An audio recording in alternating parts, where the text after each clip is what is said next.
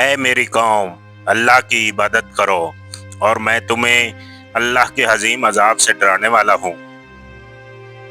تمہاری یہ باتیں ہمیں زہر لگتی ہیں، ہم تمہیں نہیں مانتے۔ یہ تانا روزانہ گونجتا، مسلسل امتحانوں کے بوجھ تلے حضرت نوح علیہ السلام کا بھی صبر ڈوبنے لگا۔ جب قوم کی نافرمانی عروج کو پہنچی تو حضرت نوح علیہ السلام نے رب کی طرف رجوع کیا۔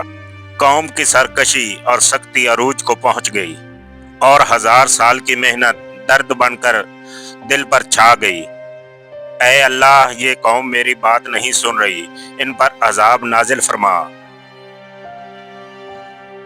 وہ اچانک اس ارادے سے اٹھے ہی تھے کہ پہلے آسمان کا نور بکھر گیا۔ فرشتے نازل ہوئے، یا نوح، ابھی بد دعا نہ کریں، آپ کا صبر محبوب خدا ہے۔ حضرت نوح علیہ السلام نے ٹوٹے دل کے ساتھ اللہ تعالیٰ کے حکم کی دوبارہ کمر باندھی۔ مزید 300 سال تک تبلیغ کا بوجھ اٹھایا گیا۔ یہ سال پہلے سے زیادہ سخت تھے اور لوگوں نے دروازے بند کر دیے اور شدت سے دعوت کو رد کیا۔ ایک اور طویل وقت گزر گیا، وہ پھر سے بد دعا کے لیے اٹھے۔ دوبارہ بد دعا پر دوسرے آسمان کے فرشتے نازل ہوئے اور مزید مہلت کی التجا کی۔ پھر سے نوح علیہ السلام نے بد دعا کا مؤخر کیا اور 300 سال تک تبلیغ کی۔ ان کے قوم کی سرکشی اور تکبر مسلسل بڑھتا چلا گیا۔ 1500 سال تک مسلسل کوشش کے بعد وہ گھڑی آ گئی جو اللہ تعالیٰ نے حکم دیا تھا۔ اب آپ کی قوم میں سے کوئی بھی ایمان نہیں لائے گا سوائے ان کے جو پہلے ہی ایمان لا چکے ہیں۔ اے نوح علیہ السلام، آپ کھجور کا درخت لگائیں، جب اس پر پھل لگے گا تو اس قوم کو نیست و نابود کر دیا جائے گا۔ مومنوں کی خوشی کی کوئی انتہا نہ رہی۔ انہوں نے سوچا ان کا طویل صبر اب ختم ہونے والا ہے۔ کافروں نے نوح علیہ السلام کا مذاق اڑایا۔ جو نبی عذاب لانے والے تھا وہ اب کسان بن گیا ہے۔ اے نوح، اب عذاب ختم اور زراعت باقی رہ گئی ہے۔ اے نوح، کیا تم بتا سکتے ہو کہ ہمارے شہر میں اولاد کی پیدائش کیوں رک گئی ہے؟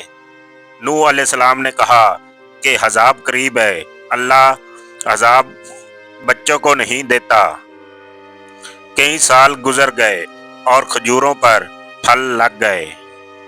مومنوں کی امیدیں عروج پر پہنچ گئیں۔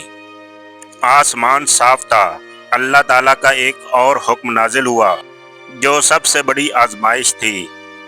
ان کھجوروں کو کھاؤ اور ان کی گٹھلیوں سے نئے درخت اگاؤ۔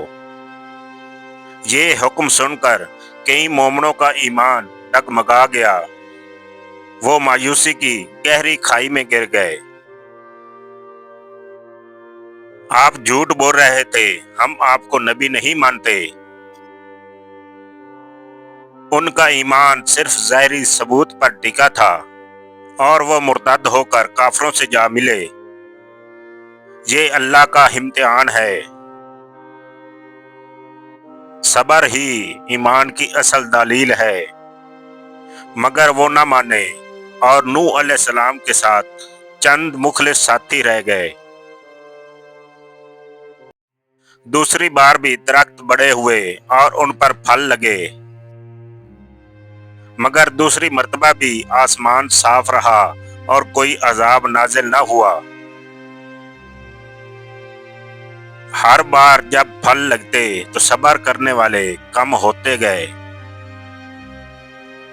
اس کڑی آزمائش کے بعد صرف چند مومن باقی بچ گئے جو ایمان کی حقیقت سمجھتے تھے، اور اب یہ آخری امتحان تھا جس سے اللہ تعالیٰ نے شک سے پاک کر دیا گیا تھا۔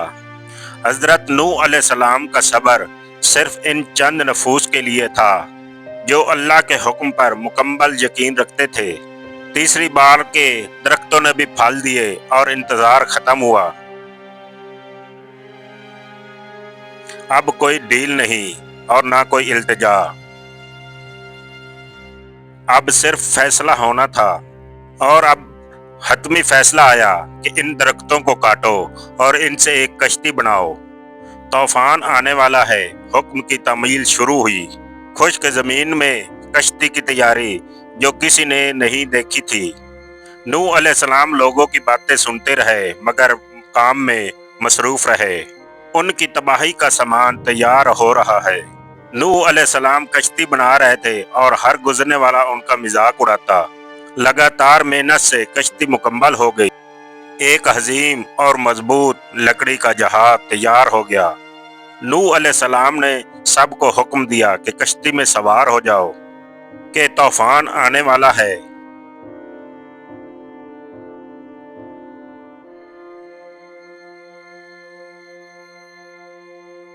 हर तरह के जानवरों के जोड़े जमा होने लगे।